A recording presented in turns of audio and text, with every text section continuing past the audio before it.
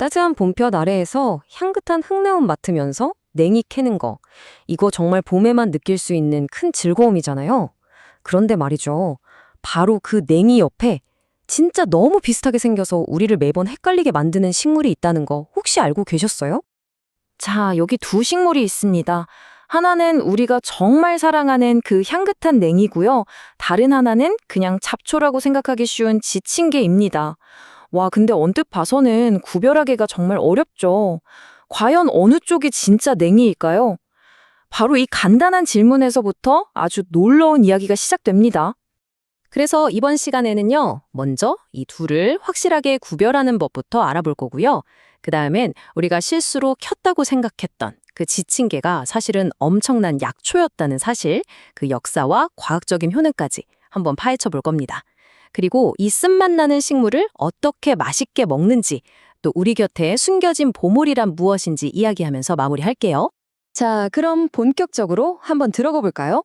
이제는 더는 헷갈리지 않게 땅에서 캐기 전이랑 후에 이 두 식물을 어떻게 명확하게 구별할 수 있는지 그 핵심만 딱딱 알려드릴게요.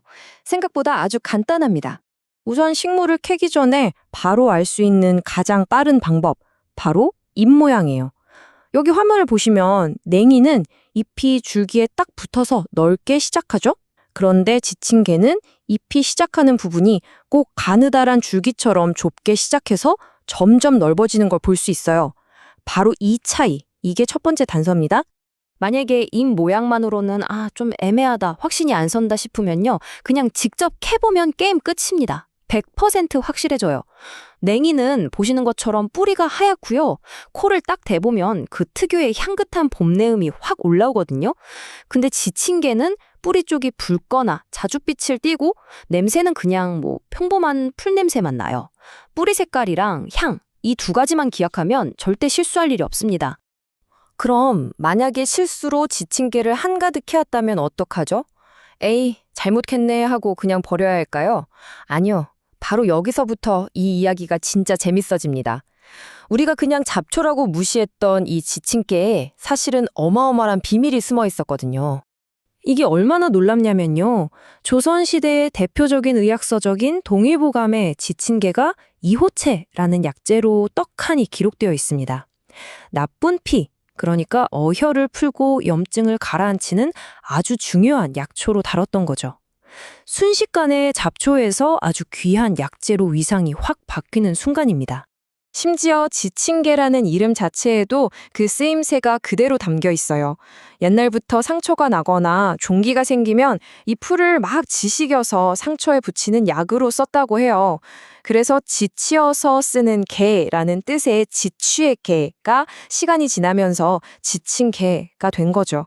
단순한 잡초가 아니라 우리 조상들의 생활 속에 아주 깊숙이 자리 잡고 있었던 치유의 풀이었던 겁니다. 자, 그럼 이제 전통의학의 지혜를 넘어서 현대과학의 눈으로 이 지친개를 한번 들여다볼까요? 과연 이 식물 안에는 어떤 놀라운 성분들이 들어있을까요? 와, 이거 정말 대단하지 않나요? 여기 나온 성분들 좀 보세요. 간 기능 개선으로 엄청 유명한 엉겅퀴의 핵심 성분, 실리마린이 들어있고요. 항균작용으로 잘 알려진 테라마이신 성분도 있죠. 그리고 가장 주목해야 할 헤미스텝신 B라는 신물질까지 들어있습니다. 이 정도면 거의 걸어다니는 약국이라고 해도 과언이 아니죠. 여기서 정말 입이 똑 벌어지는 사실은요, 바로 지친개에서 발견된 신규 물질 헤미스텝신 B입니다. 여러 연구를 보니까 이 성분이 흑색종, 결장암, 신장암, 폐암 같은 다양한 암세포의 성장을 억제하는 효과가 있는 것으로 나타났어요. 우리가 그냥 발로 밟고 지나다니던 풀에 이렇게 강력한 항암 물질이 숨어 있었다니 진짜 놀랍지 않으세요?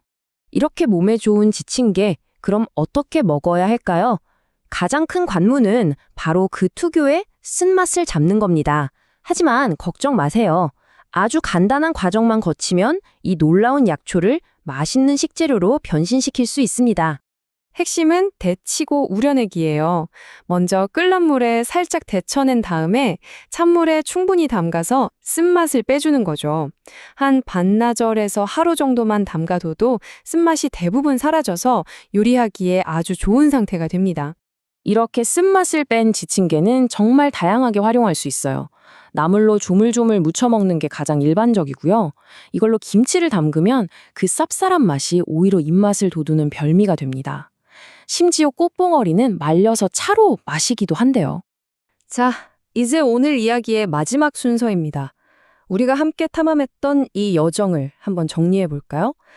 그냥 봄나물 어떻게 구별하나 하는 작은 호기심에서 시작했는데 우리는 정말 상상도 못했던 보물을 발견했습니다. 핵심은 바로 이거예요. 우리가 너무 하찮게 여기고 무심코 지나쳤던 것들 속에 사실은 엄청난 가치가 숨어 있을 수 있다는 거죠.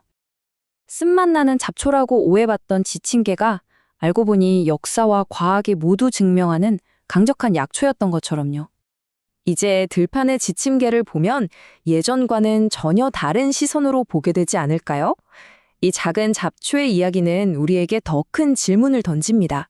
바로 당신의 발밑, 당신의 주변에는 아직 우리가 발견하지 못한 또 어떤 놀라운 보물들이 숨어 있을까요?